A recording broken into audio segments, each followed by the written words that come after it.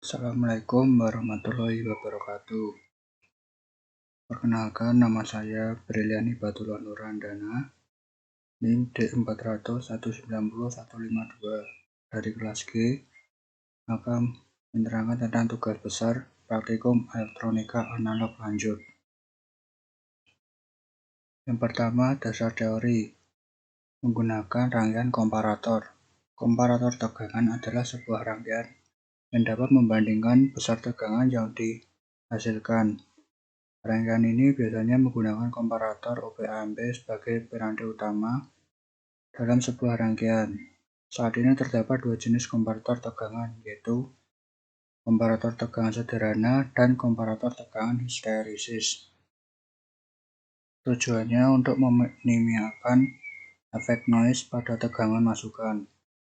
Rangkaian komparator dapat dirangkai menggunakan Vref yang dihubungkan ke phase supply. Kemudian kedua resistor digunakan sebagai pembagi tegangan, sehingga nilai tegangan yang dihasilkan dari komparator akan semakin besar. Komparator akan membandingkan nilai tegangan pada kedua tegangan apabila sebuah tegangan negatif lebih besar daripada tegangan masukan atau positif, maka keluaran OP/AMP akan menjadi sama phase supply. Yang kedua yaitu menggunakan penguat daya kelas A. Penguat yang titik kerja efektifnya setengah dari tegangan VCC penguat. Untuk bekerja memerlukan bias awal yang menyebabkan penguat dalam kondisi siap untuk menerima sinyal. Karena penguat dengan efisiensi terendah namun dengan tingkat distorsi kecil, sistem bias pembagi tegangan, dan sistem bias umpan balik kolektor. Mulai dari perhitungan tegangan bias yang tepat, maka kita akan mendapatkan titik kerja transistor yang tepat pada setengah dari tegangan VCC penguat. Memiliki karakteristik yaitu memiliki efisiensi maksimum sebesar 25% sampai 50%. Penguat kelas A digunakan untuk daya yang sedang atau kecil, kurang dari 10 watt. Penguat yang memiliki tingkat fidelitas yang tinggi. Jika sinyal tidak bekerja pada daerah aktif atau daerah linear, maka sinyal input dan outputnya berbeda sebesar 180 derajat. Selanjutnya, cara kerja. Penguat daya bertujuan untuk menguatkan daya sinyal output. Pada penguat ini, tegangan output diatur sama dengan tegangan input DC. Sedangkan nilai arusnya yang diubah-ubah, pengubahan arus output lebih mudah daripada pengubahan tegangan output. Dan rentang tegangan yang bisa diaplikasikan jauh lebih kecil daripada rentang arus. Oleh karena itu, bisa jadi arus yang diperlukan sangat besar, sehingga dalam memilih transistor harus disesuaikan dengan kebutuhan arus. Apabila arus yang dibutuhkan sangat besar sekali, maka dapat dipakai rangkaian transistor Darlington. Transistor selalu aktif on, sehingga sebagian besar dari sumber jatuh daya terbuang menjadi panas. Karena ini, transistor penguat kelas A perlu ditambah dengan pendingin ekstra seperti heatsink yang lebih besar. Yang terakhir yaitu band pass filter, yaitu sebuah filter aktif yang melewatkan sinyal dengan frekuensi tertentu, yang dibatasi oleh frekuensi cutoff rendah atau FCL dan frekuensi cutoff tinggi atau FCH, dan meredam sinyal yang berada di bawah frekuensi cutoff rendah dan di atas frekuensi cutoff tinggi. Apabila G kurang dari 10, maka digolongkan sebagai band pass filter atau BPF bidang lebar. Apabila G lebih dari 10, maka digolongkan sebagai band pass filter atau BPF bidang sempit. Alat dan bahan yang kita gunakan pada percobaan praktikum ini yaitu alat laptop atau komputer, software Proteus, sinyal generator, osiloskop, DC voltmeter, resistor, kapasitor, potentiometer, dioda, IC LM741, transistor NPN atau 2N3055.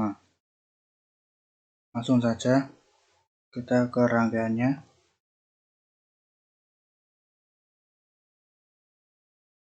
Ini rangkaiannya. Di sini terdapat tiga jenis rangkaian, yaitu komparator, lalu penguat daya, dan filter aktif.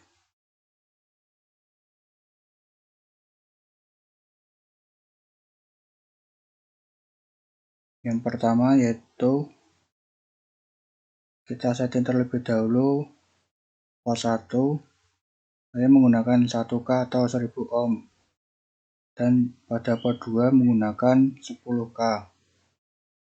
Komparator di sini yaitu nilainya sebanding agar dapat bekerja dengan baik. Selanjutnya ada diode. Diode sebagai gelombang agar lebih datar.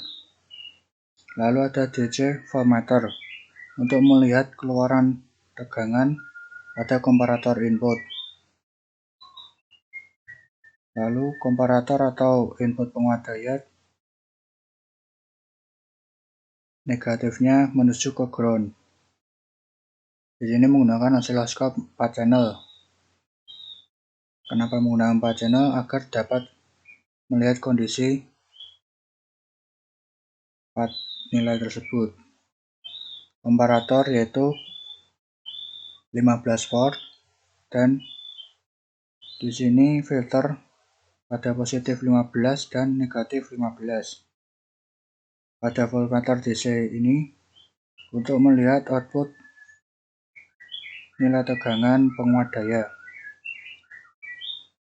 Yang ini saya ubah port satunya dalam keadaan high atau 75% dan port 2-nya dalam keadaan low 25%. Dan pada resistor kita ganti 42K 42.000 dan di sini 1.200. Langsung saja kita simulasikan.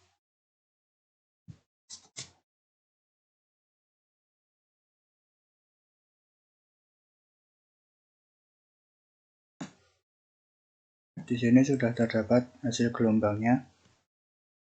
Pada channel A atau channel 1 untuk memantau output komparator yang lulus karena DC murni. Namun apabila diubah volt positifnya maka akan berbentuk sinus karena efek dari sinyal generator.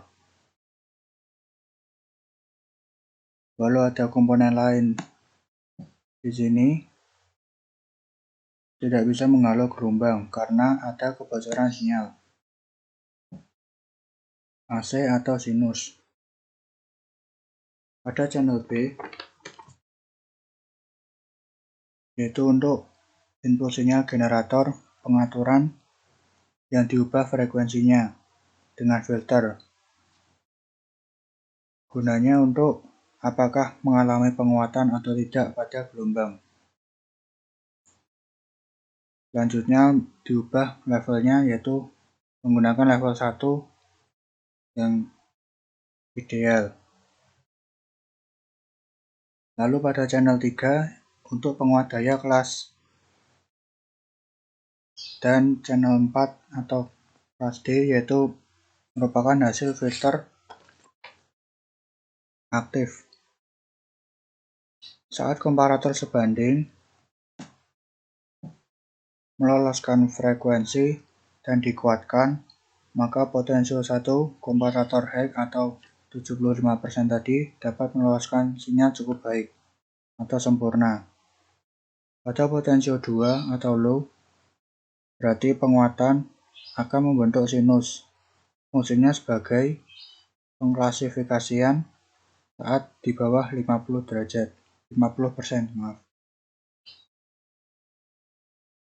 maka akan dilemahkan gelombangnya dibanding inputnya walau ada filter aktif karena kondisi rendah dan mengecil. Itu tadi hasil gelombang dan rangkaian percobaan ini. Lanjut ke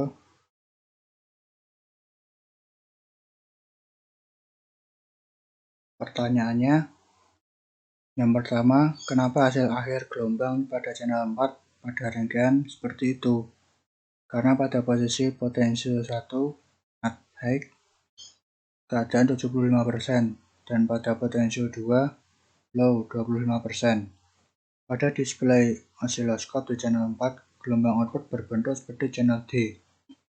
Dikarenakan nilai pada potensial 1 atau high sehingga dapat meloloskan signal yang cukup sempurna, dan potensial 2 low ketika penguatan akan membentuk gelombang sinus. Channel D diletakkan di filter aktif saat komparator sebanding akan meloloskan tegangan yang stabil pada rangkaian 1 dipengaruhi sinyal generator dan akan dikuatkan. Pada port 2 sebagai pengklasifikasian apabila posisi low akan lebih dilemahkan pada output BBF akan mengecil daripada inputnya walaupun terdapat filter aktif. Yang kedua, hitunglah nilai frekuensi cutoff. FHB rumusnya 1 dibagi 2B kali R1 dikali C1. 1 dibagi 2 kali 3,14 dikali 42.000 dikali 4,7 kali 10 pangkat min 9. Hasilnya sekian, 86.664988 FLP sama dengan rumusnya 1 dibagi 2B kali R2 kali C2. 1 dibagi 2 kali 3,14 dikali 1200 dikali 4,7 dikali 10 pangkat min 9. Hasilnya 28233,27461 Hz. FC yaitu hasil akhir FHP dikurangi FLP, yaitu antara 806 hingga 282. Sekian informasi yang dapat saya sampaikan, semoga bermanfaat bagi kita semua. Apabila ada salahnya saya mohon maaf. Wassalamualaikum warahmatullahi wabarakatuh.